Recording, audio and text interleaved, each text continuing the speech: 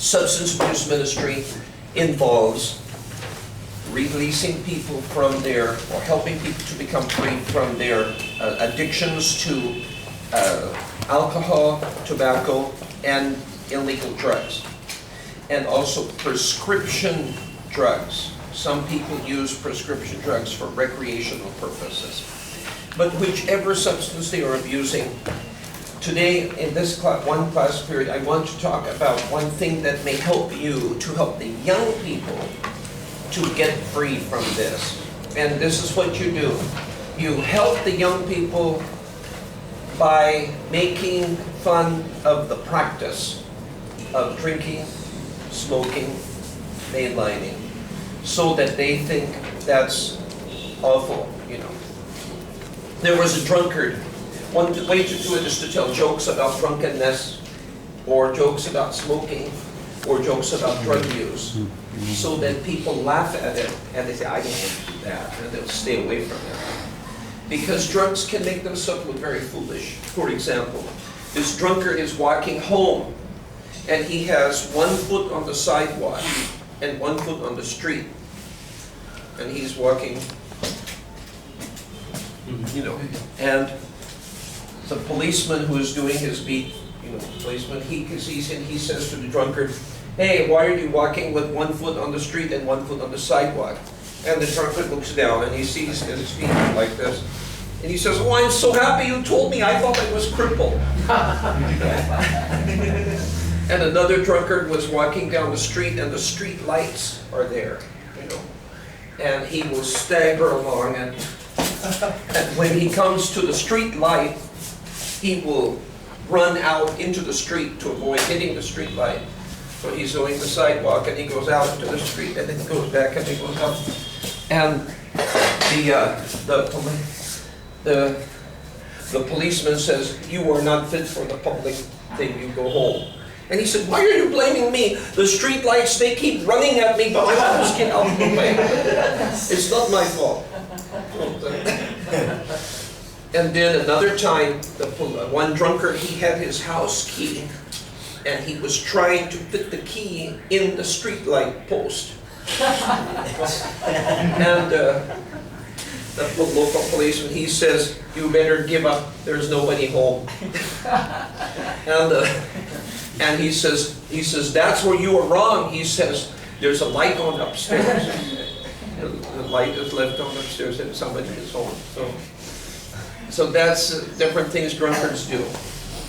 And there was one drunk guy who used to come home drunk every night. Every night. He comes home drunk. He goes from his duty, he goes straight to the bar and he drinks and drinks and drinks. And he doesn't eat dinner at home. And he comes home late and his wife is already asleep. And he comes to the front door and he would stagger in. And he would vomit into the kitchen sink. This was his practice every day. So he used to do this. So his wife told him, if you don't be careful, one day you are going to vomit your whole insides out. And he said, no, that's impossible. That will never happen. Well, this day was Christmas feast or something. She was cooking a special meal. She had killed the chicken. And but she had a job, you see, because he was not working a good job because his life was being wasted on drunkenness, and so she had to work her own job. And she was very tired. She came home from her duty, and she was trying to cook this chicken and kill the chicken, clean the chicken, everything. And she had cut open the chicken. She had taken the feathers off, and she had cut open the chicken, and she had removed all the guts, you know, in the wash basin. And then her exhaustion, her tiredness just came over, and she said, I can't do anymore. I have to go lie down. So she went to the bedroom. She took the meat she put in the fridge, but she forgot this. It was still there. She was just tired. She went to. And that night he came in as usual, you know. He came in.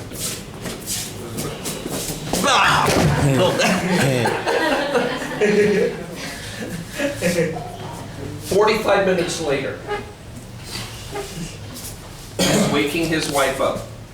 Honey, she's asleep. What? He said, remember you told me that one day, if I keep drinking, one day I will come home and I will vomit my upside into the kitchen sink." And she's sleeping. She said, "Yes." He said, "It happened." And she said, "What?" He said, "Don't worry." He said, "By the help of God and the kitchen's long wooden kitchen spoon, I got them all back down again." Well, that means all that stuff he ate because he thought it was his own, so he put it back inside in his drunkenness. So anyway, then this is to show you, see, the foolishness of drinking. And then there's this story that in the mountains of eastern USA, there was a boxer who, his boxing career was not going very well. He wasn't getting much, so he turned to drink. And his drink made his boxing career worse, so he was no good as a boxer anymore. So he was just a town drunk. In this very steep mountainside area. And the churches are small churches sitting on the mountainside. So this one pastor was having his church meeting, small congregation there, church, and everybody crowded together in the church building. And the drunk came, and he came into the church and, praise the Lord, hallelujah, and everything. So finally he was causing so much disturbance, they told him to go, and he would not go. So they picked him up bodily, and they passed him over the heads of the people. Everybody is so close together. They just passed him over the heads of the people, and the door is open there, and they just threw him out through the front door outside. And the church is right on the edge of the mountainside. He just rolled and finally came to a stop. And he was shaking his head. Then he was they closed the door, they closed the windows, they put the shutters. They tried to keep his noise outside. And the pastor is having service, and he's going out, he's banging on the shutters and shouting, "Let me inside!" So then finally the pastor said, "It's no use. You have to go."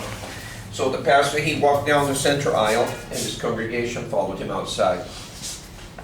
And he took his coat off, and he gave it to somebody. And he said to the drunkard, he said, "I know what you are asking for, and I'm going to give it to you." He's going to roll his shirt sleeves up.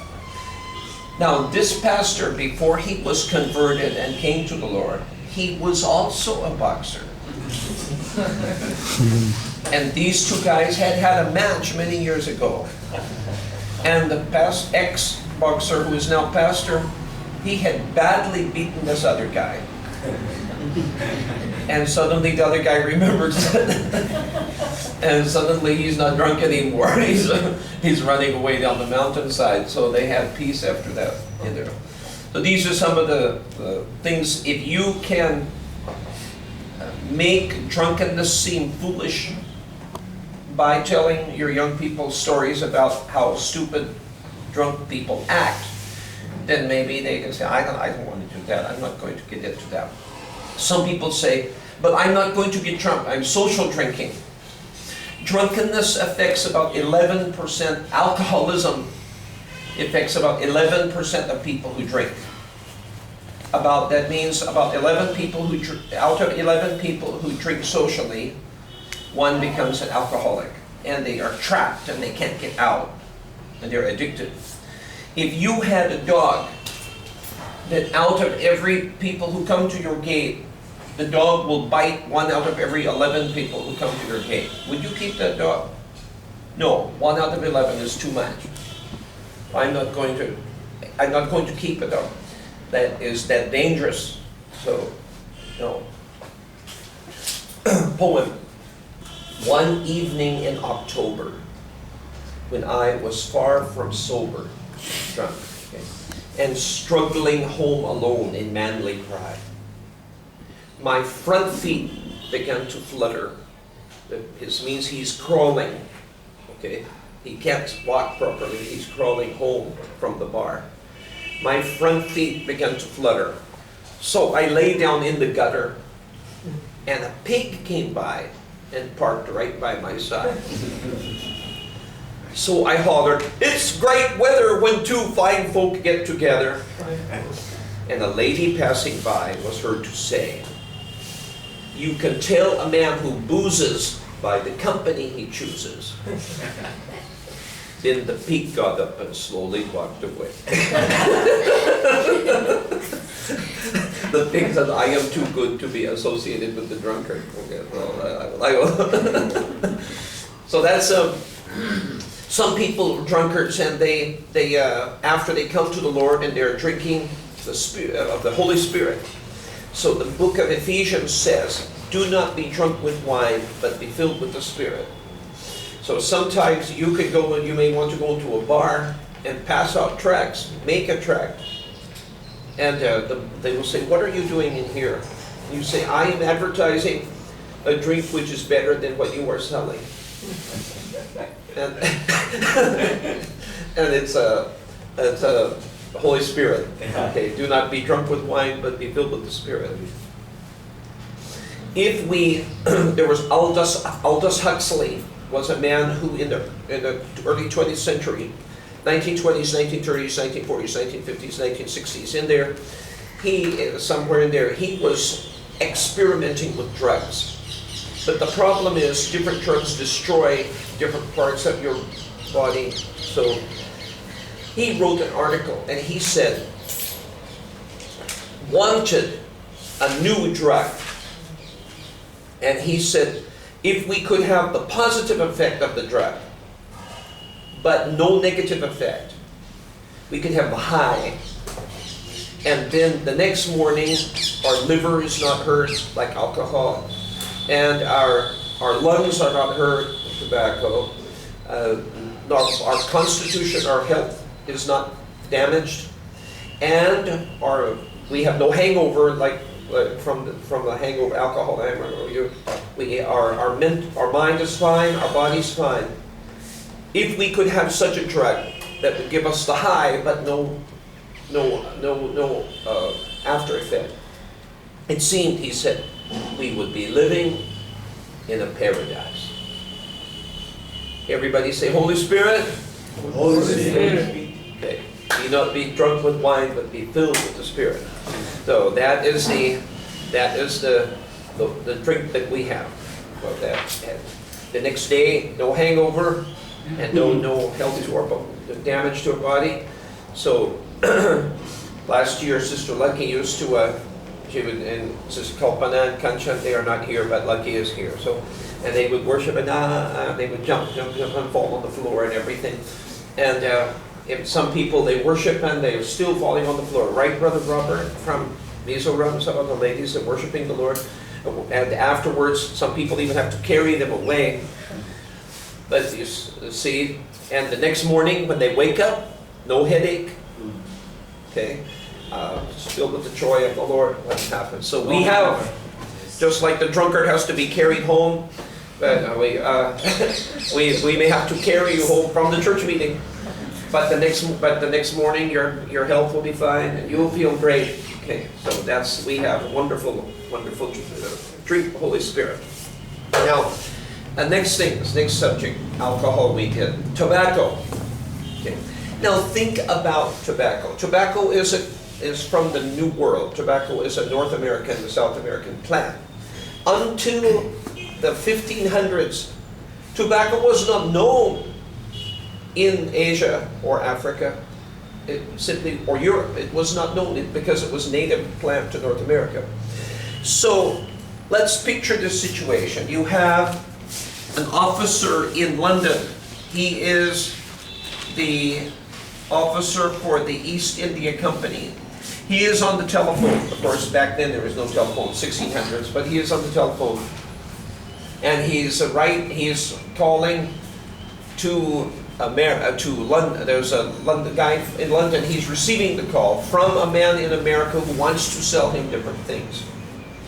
And he says, "Hello, East India Company." It says, Oh, how are you? How are you? And so there's Walter baby on the phone here. Hey, Walt baby, how's it going? And then he tells his friend, hey, Marvin, get on the other telephone. This crazy Walt is calling. So, yes, Walter, we are here. What do you have? You have some new things you want to sell us, Walter? Well, what are they? Let's see. Tobacco. What is tobacco?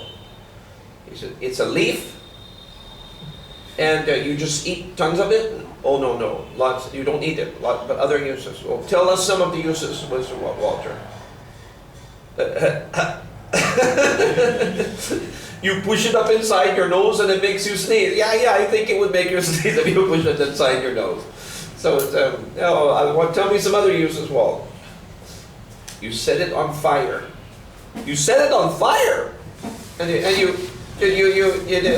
put it in your mouth. Oh, that's terrible. So, you rolled it up. And then you don't tell me, Walter, you put it in your ear, right? No. You in your mouth. Oh, I see, okay. And then you set it on fire. Walter, I think you're going to have a hard time to persuade everybody that the answer to all of their problems is to put burning leaves in their mouth. So it's try to think these people who smoke. Smoking, John Steinbeck, who was an American writer, said that smoking simply doesn't taste very good. He said some other habits like drinking, he said there may be good taste, but smoking doesn't. He said, so why am I smoking? So he said, I will make a decision. I will stop smoking. And he said, but I can't make the decision for the rest of my life. I can't say I will not smoke for the rest of my life, because I'm too weak to say that. But I said, I will make this decision. I will say, today I will not smoke. Only today. I will not smoke. So he did not smoke that day. Then the next morning, he said, today I will not smoke. So that day also. Then he wrote an article about this. And he said, I have not smoked for 12 years. Simply each day I made the decision, today I will not smoke. And I haven't smoked for 12 years. So if you have people who feel they are too weak and they cannot make that decision for their life, maybe they can do it one step at a time.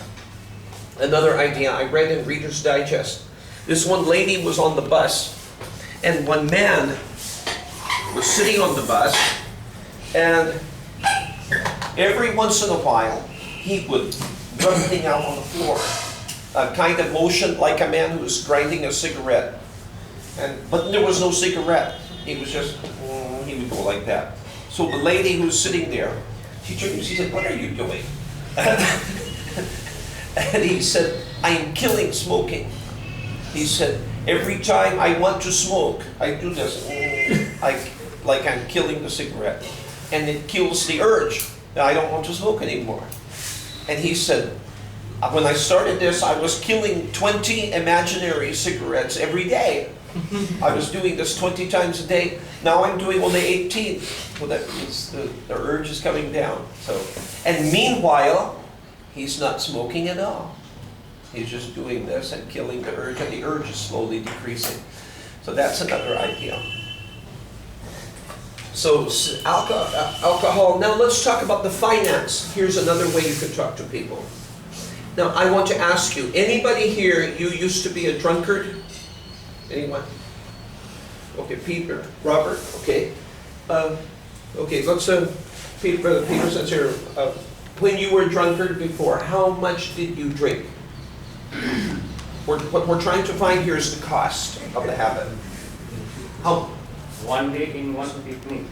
No, we're not talking about the price back then. We're talking about the quantity, and we will use today's prices. Yeah. 4 bottles of rum.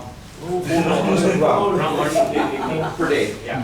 Okay, how much? Anybody know how much 1 bottle of rum costs today? 200. Now.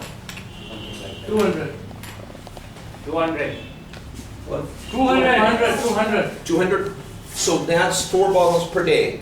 That's 800 rupees per day. Gone. Yes. Okay. Now, if you took 800, if you took 4 bottles of rum and you uncupped it and you emptied it into the wash basin or toilet, that would still be better than drinking it. But if you emptied it into the wash basin, people would say, what, you paid 800 rupees and you're simply destroying. But still it would be better than damaging your health. You lose your money, but at least you don't lose your health. But let's talk, if you do that every day, like that, 800 rupees per day, times 365 days a year, and you have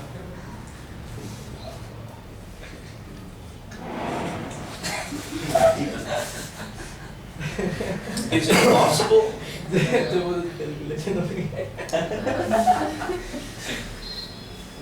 Come on. You can't eat 800 rupees a day. That means you would be drinking 3 lakhs of rupees per year. You did not make 3 lakhs of rupees. So, 0, 0, yeah, 40, 0, 0, 48, 0, 0, 4.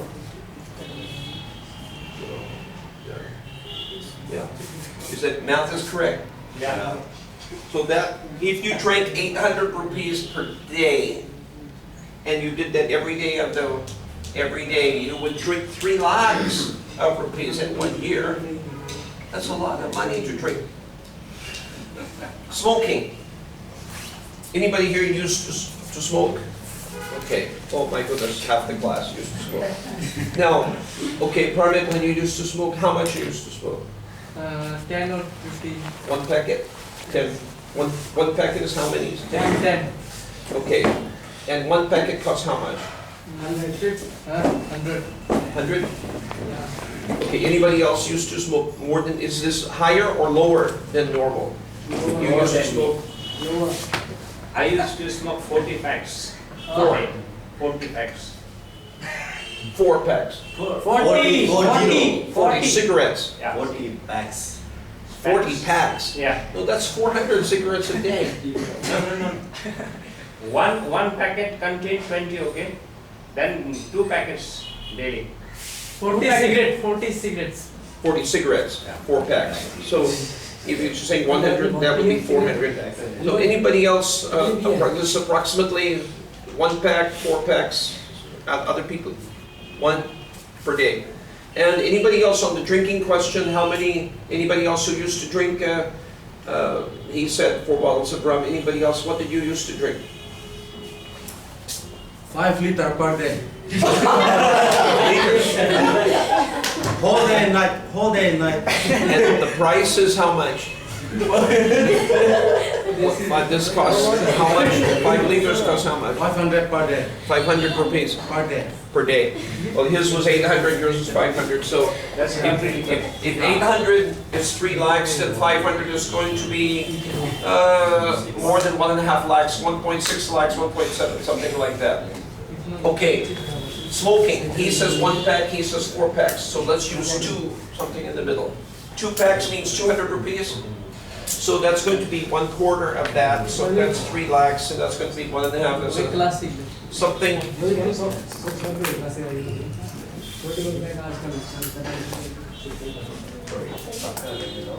If you are not asking to talk, keep silent. क्या बात कर रहे हैं? If you smoke 2 packs, if you smoke 200 rupees, and that costs you 365, you're going to spend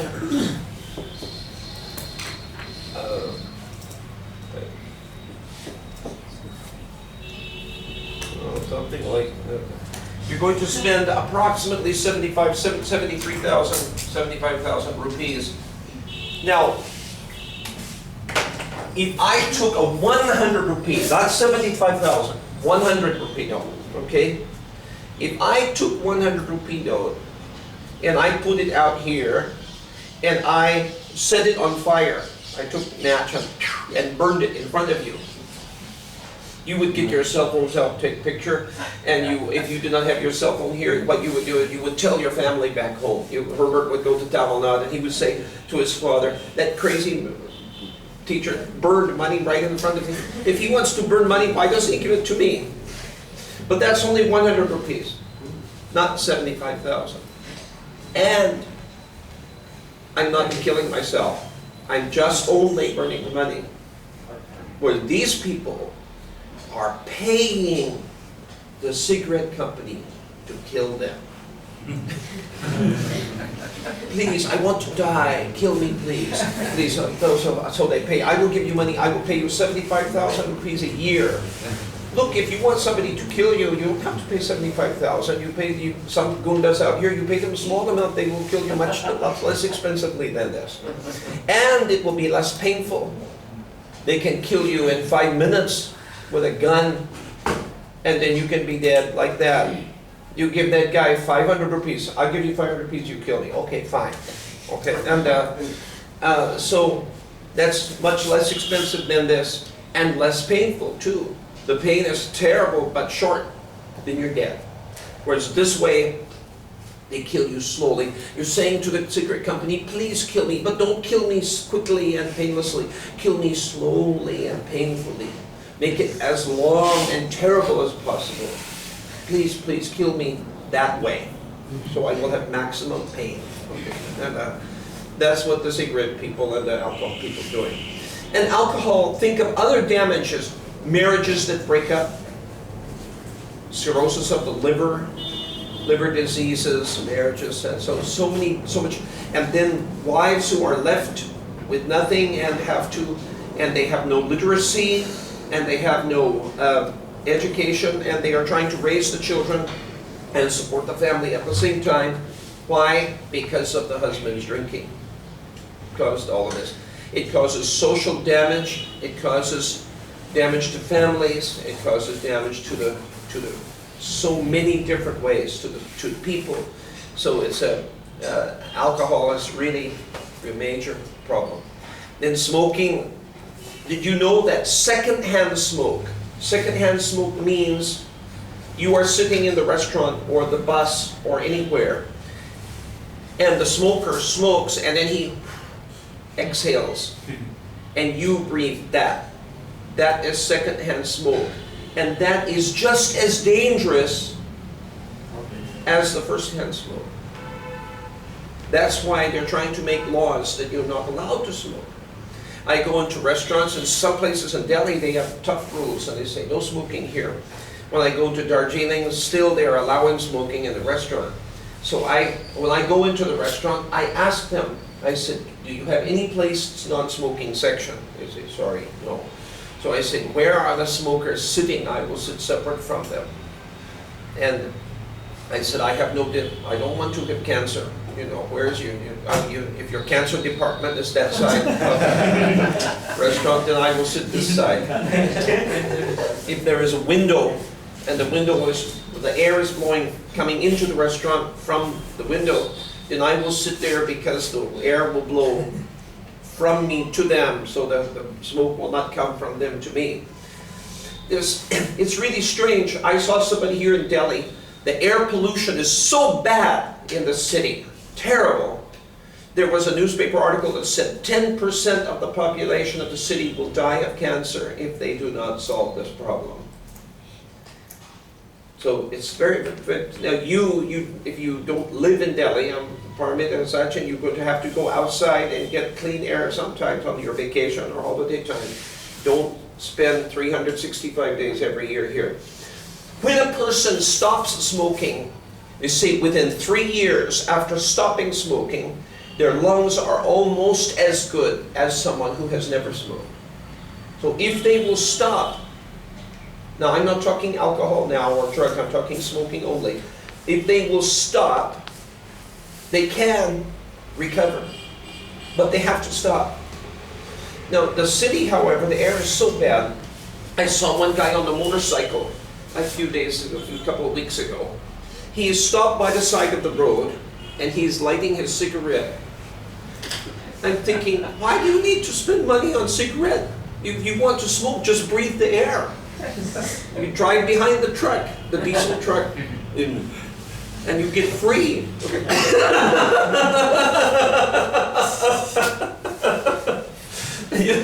If that's what you want, you don't have to pay any money for it. It's available. All of us are smoking when we live in Delhi, in that sense, because of the breathing this terrible air. And why he is not satisfied with the pollution the diesel smoke and everything, he wants more. Let me ask you guys, who you used to smoke, the first time you smoked, just please, can you remember the first time you smoked? Didn't you cough and it was not a natural thing. It was something you did to try to be cool, right? You tried to please your friends and you tried to be cool. But it was not a happy experience. And the first time you drank alcohol, some people drink to be accepted by other people. It's not because the alcohol tastes like something died in it. And if you want grape juice, you can get grape juice, or you can eat grapes, or you can eat raisins.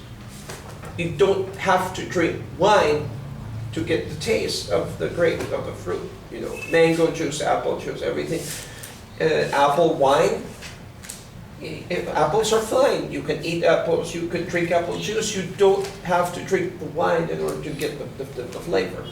And if you're seeking if the alcohol is what you want, then you got a problem. But if you are wanting the taste without the alcohol, it's available. And according to how much money you have, apples are cheap, apple juice is more expensive, but either way you get it.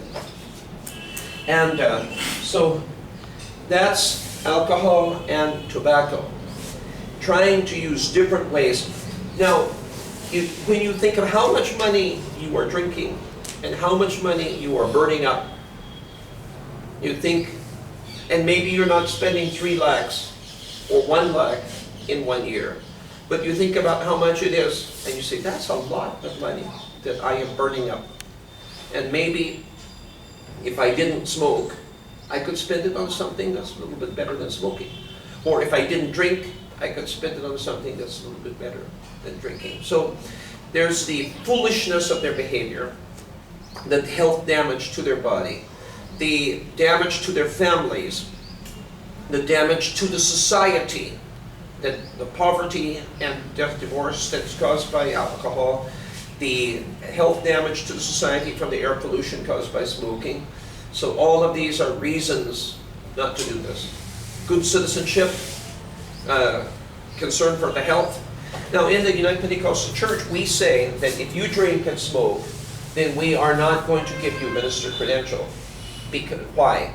Because 1 Corinthians chapter 3 and chapter 6 talk about how your body is the temple of the Lord. And 1 Corinthians chapter 3 says, if you destroy this temple, God will destroy you.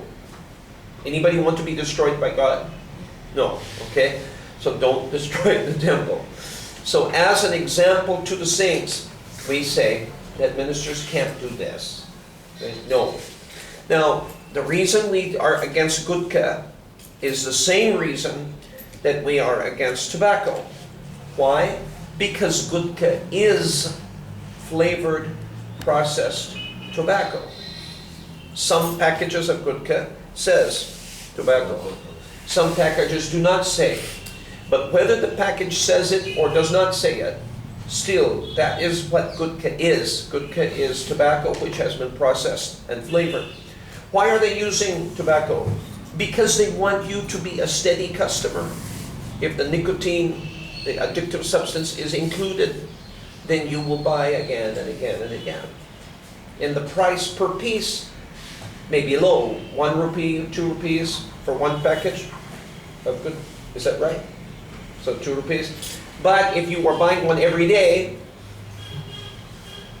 then it starts to rise again. And that is only the financial, but beyond that is, of course, the health, which we have already talked about. So, Brother Subrat told me that before he came to the Lord, he was eating these Gudka things, about 50 of them per day. You know, just popping Gudka packet, lots and lots and lots. Anybody here used to take Gudka? No, before you used to take Gudka? Before you? No, everybody was drinking and smoking, but not Gudka.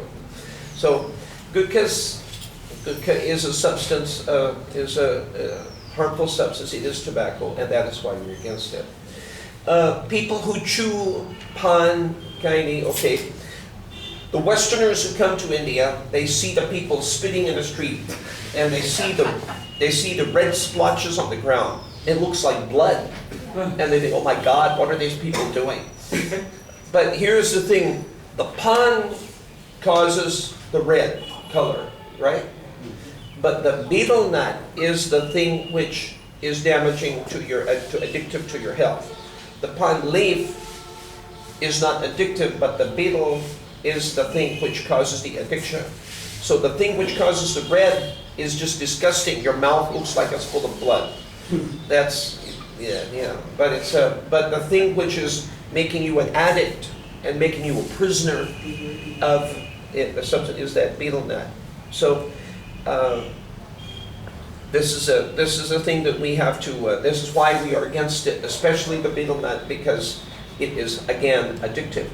Paul said in the Bible, "I will bring my body under control, under my rule. My body does not rule me. I rule my body.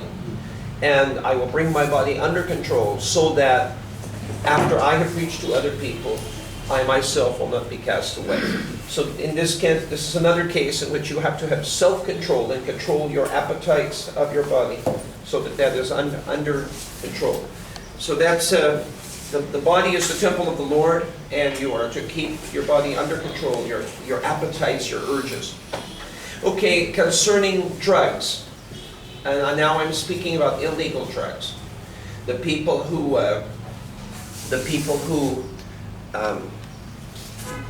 go on drugs, you know, they should not be outside in public if they are under the influence of drugs, because a guy who is under drugs, even little things he can't react properly to. He goes up to try to buy a hamburger at Wimpy's place over there, and he's standing there. He's on drugs, and he says, "They put the burger in the bread. I can't deal with it." And the little things, they put the burger inside the bread, and I can't deal with it. I can't handle it. It's a simple thing, like they put the meat inside the bread, and that he's thinking is such a weird, strange thing, because he's on drugs and he's overreacting to every little tiny thing. Have you ever seen people who have been taking a lot of drugs and what their condition is? There's one guy I saw in Northeast City when I went to a conference one time. He seemed to be, he was really weird, you know. He had dyed his hair blonde, yellow, and nobody in Northeast City has yellow hair. Why is he doing this? And he's wearing high-heeled shoes. His shoes, a guy, he's wearing shoes that have these high heels. He seems to be because he's short, he's very self-conscious about that. But those two things are strange already, but on top of that, the hair thing I wouldn't mind by itself so much, but it's the feminism of wearing the high heels, plus his way, just like this. He seems like his health and his vigor has been sapped and has been pulled out of him. And they think, how does he become like this? Probably drugs of some kind he is doing. It is possible that it's a disease, but it happens sometimes with drugs like this. So it's very sad what happens to people under drugs. Concerning some prescription drugs, Brother Ramlayana from Manipur was in this Bible school one time, and we were having church meeting right here, Sunday night Bible college service. This is before you were born, and this is but he felt that there was one student who was absent, and that student said he was sick. So Brother Ramlayana went from this room off to room number 3, because he was the third-year student, and he was the monitor for room number 3. And this student was also staying in room number 3. He went there. He said, I think, and he caught him in room number 3 taking his so-called medication, which he did not need. It was recreational use of medication. So we had a prayer meeting for that student because this is recreational use of prescription drugs is abuse of the substances. So the doctor may say, take 2 of these and, 2 of these pills. But these guys, they're not sick. They're taking it lots and lots for the sake of the drug addiction effect. So we prayed for that guy because we decided to give him another chance but we prayed for him, and today he's a stable member of his church in Manipur. But we really need to pay close attention, please, to doing everything we can in prayer, but also in preventative measures of teaching about the damage and laughing at the bad effect so that we will not want to do that. Your teenagers who are 13, 14, young kids, and they are wanting to have adventure, show them this. And one last thing that you can think of, if you have a young person who is wanting to drink and experiment, if you see somebody who is a drunkard, say, is that what you want? Okay, is this what you want? One father in England, his son was trying to do some drugs. He told his son, he showed a picture of the poet Coleridge, Samuel Taylor Coleridge. He showed a picture of him. He said, now look at that guy. This guy was a drug addict. He said, opium, if you take opium, he said, it has a binding effect on you and you cannot go to the bathroom properly. He said, this guy was a stranger to the bathroom.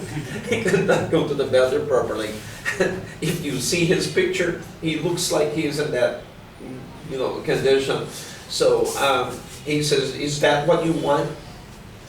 Last thing like that is, just if you have a son or daughter who wants to smoke, if you can do this, go to the hospital. If the hospital people will allow you, take your son or your daughter to the cancer department, and they will see people who, some of them are smoking and they have taken tobacco, chewing tobacco or something, and they have cancer of the mouth, and this is all destroyed, and they can't use that, they have big sores on their mouth. And some of these people are so addicted to smoking that even after they cannot put the cigarette in their mouth, the operation has been made here to make a hole in their neck. And they are sitting there with the cigarette to the hole in their neck. Okay. Show this to your kids, and say, is that what you want? Okay, like this, okay. And then there's the lip cancer and tongue and oral cancer, and the black lungs. Now here in India, the cigarette boxes, they have a picture of their lungs. Yeah. This is your lungs. You keep doing this. This is you. Okay? Is that what you want? And if that picture is not enough for them, then you take them and show them the cancer department, and they will be, I don't know, no, I don't want to ever be back in here as a patient. So if you scare them so that they said, I'm never going to do that, so then you may give your kids a bad shock, but you may save their life that way. So I'm just trying to give you different ideas of how, let's try the people who are in jail because of drugs that crimes they have committed in order to buy drugs. Those people, they already know the danger of drugs. They are in jail because of drugs. You don't have to tell them drugs are bad. They know this already. They just want freedom. And you can preach to them. To them, you can preach the message of Jesus Christ directly. Jesus will free you, and you can have to give their life to Jesus. But sometimes young people, they don't know about all of that. They have not experienced all of that. So they think, I can experiment and everything will be okay. And so they try. And what I'm talking today is not so much ministering to the prisoners. I'm talking about ministering to the youth about not getting into drinking, smoking, taking drugs, illegal drugs, or prescription drugs, medication drugs as a recreational purpose. And if we try to think of any possible way that we can show them not to do this. You saw the video of the prostitute. In order to buy drugs, she's a prostitute. Then she gets her drugs and she's doing that. If you find a video like that and you show this to your young people, is that what you want for your life? No. Okay. But don't get into drugs. That's it.